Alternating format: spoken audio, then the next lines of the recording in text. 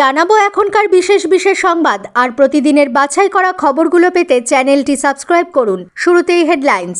রাম মন্দির প্রতিষ্ঠার মধ্যে দিয়ে 22শে জানুয়ারি দেশে নতুন যুগের সূচনা হয়েছে বলে প্রধানমন্ত্রী জানিয়েছেন। মুখ্যমন্ত্রীর অভিযোগ, গোটা অনুষ্ঠানের মাধ্যমে কেন্দ্রীয় সরকার ধর্মীয় মেরুকরণের চেষ্টা চালাচ্ছে। পঞ্চদশ অর্থ কমিশনের বরাদ্দ খরচের নিরিখে চলতি বছরে পশ্চিমবঙ্গ দেশের মধ্যে তৃতীয় স্থান দখল করেছে। যথাযোগ্য মর্যাদায় সারা দেশে আজ নেতাজি সুভাষচন্দ্র বসুর 128তম জন্মদিনটি পরাক্রম দিবস হিসেবে পালিত হয়েছে।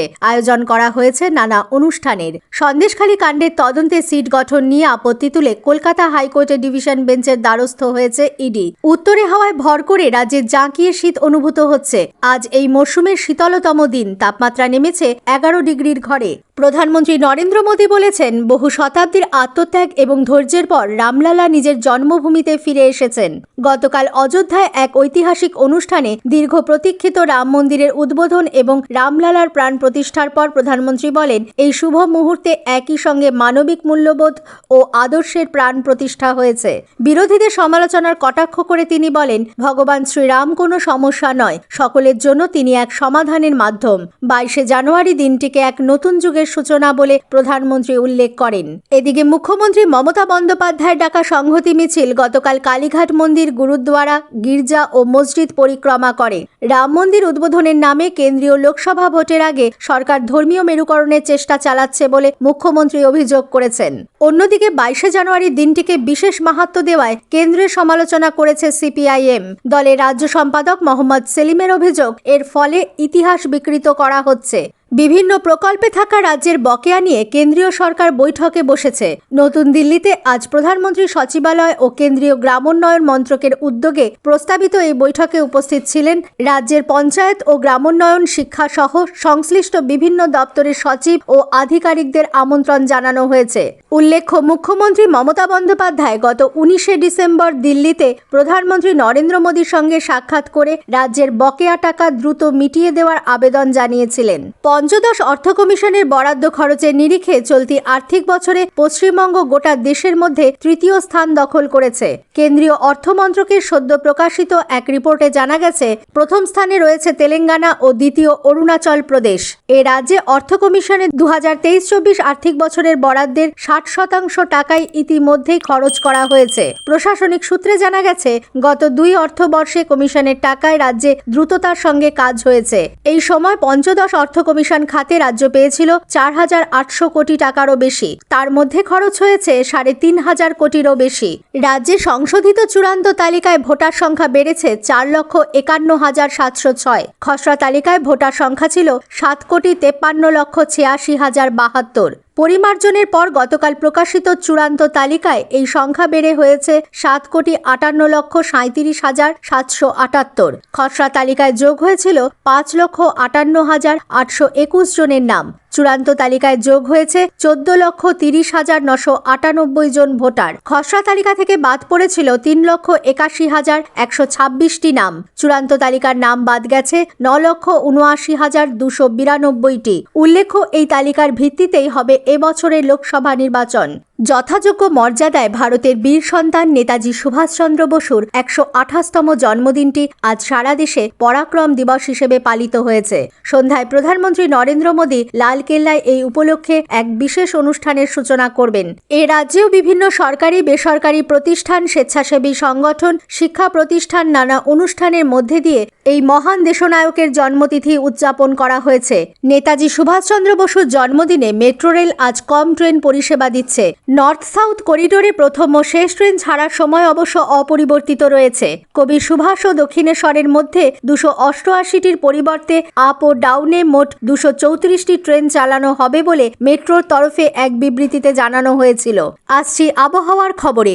উত্তরে হাওয়ায় ভর করে মাঘের প্রথম থেকেই জাঁকিয়ে শীত অনুভূত হচ্ছে। রাজ্যে আজ এই মরশুমের শীতলতম দিন। কলকাতার তাপমাত্রা নেমেছে 11 ডিগ্রির ঘরে। সর্বনিম্ন তাপমাত্রা রেকর্ড করা হয়েছে স্বাভাবিকের স্বাভাবিকের 2 ডিগ্রি নিচে 11.8 ডিগ্রি সেলসিয়াস। গতকাল সর্বোচ্চ তাপমাত্রাও স্বাভাবিকের 6 ডিগ্রি নিচে নেমে যায়। এদিকে আগামীকাল দক্ষিণবঙ্গের সব জেলাতেই হালকা থেকে মাঝারি বৃষ্টির পূর্বাভাস রয়েছে। দার্জিলিং এবং কালিম্পংয়ে আজ হালকা বৃষ্টির সঙ্গে বরফ পড়ার সম্ভাবনা। পশ্চিমের জেলাগুলিতেও হাড় কাঁপানো ঠান্ডা, ভোরের দিকে ঘন কুয়াশা লক্ষ্য করা যাচ্ছে।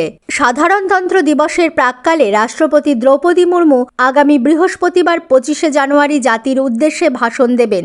রাষ্ট্রপতির ভাষণের বাংলা অনুবাদ শোনা যাবে রাত 9:30টায় গীতাঞ্জলি FM গোল্ড ও মৈত্রী প্রচার তরঙ্গে।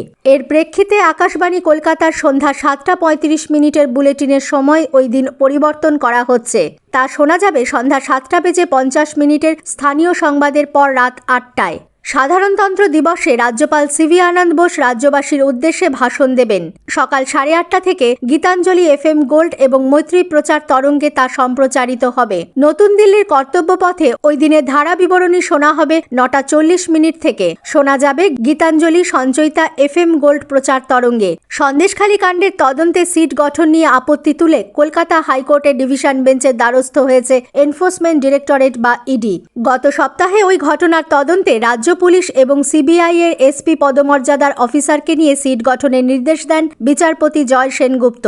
এরপরই শুধুমাত্র CBI-কেই তদন্তভার দেওয়ার দাবি জানিয়ে ডিভিশন বেঞ্চে গেছে ইডি। এ নিয়ে গতকাল প্রধান বিচারপতি TS শিবজ্ঞানমের ডিভিশন বেঞ্চে মামলা করে কেন্দ্রীয় তদন্তকারী সংস্থা।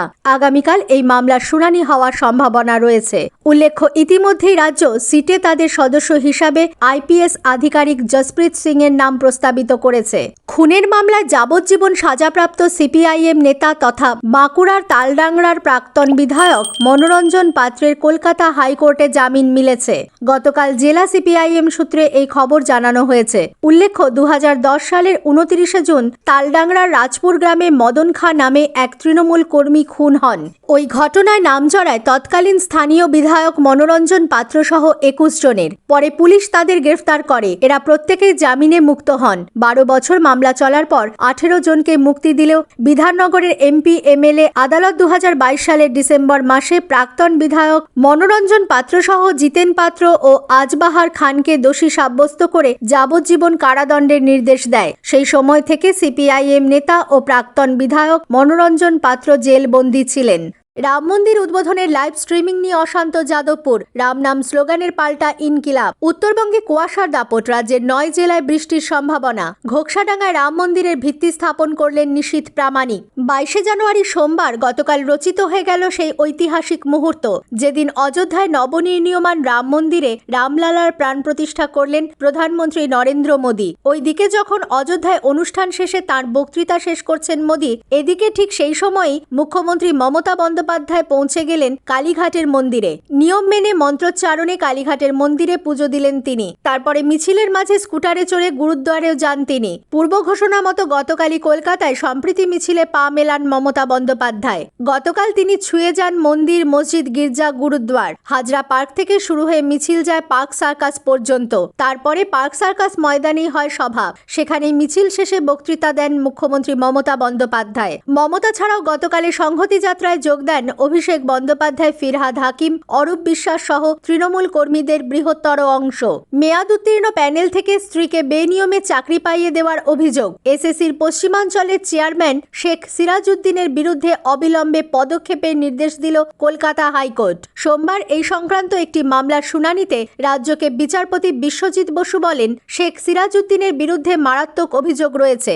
অবিলম্বে তাকে হেফাজতে নিন, পদক্ষেপ করুন। পাশাপাশি এই মামলায় SSCর প্রাক্তন চেয়ারম্যান সৌমিত্র সরকারকেও আদালতে হাজিরার নির্দেশ দেন বিচারপতি। আগামী বুধবার তাঁকে সশরীরে হাজিরার নির্দেশ দেওয়া হয়েছে। মুর্শিদাবাদের গোথা হাই স্কুলের নিয়োগ দুর্নীতি মামলায় তাকে এই নির্দেশ দিয়েছেন বিচারপতি। 2011 সালে পরীক্ষা দেন শেখ সিরাজউদ্দিনের স্ত্রী জসমিন খাতুন। 2015 সালে সেই প্যানেলের মেয়াদ শেষ হয়। অভিযোগ, 2019 সালে মেয়াদ উত্তীর্ণ প্যানেল থেকে চাকরি হাতিয়েছেন জসমিন। খোদ শিক্ষাকর্তা মেয়াদ উত্তীর্ণ প্যানেল থেকে নিজের স্ত্রীকে চাকরি চাকরি দিয়েছেন। এরপরেই এই নিয়োগ নিয়ে নানা প্রশ্ন উঠতে শুরু করে।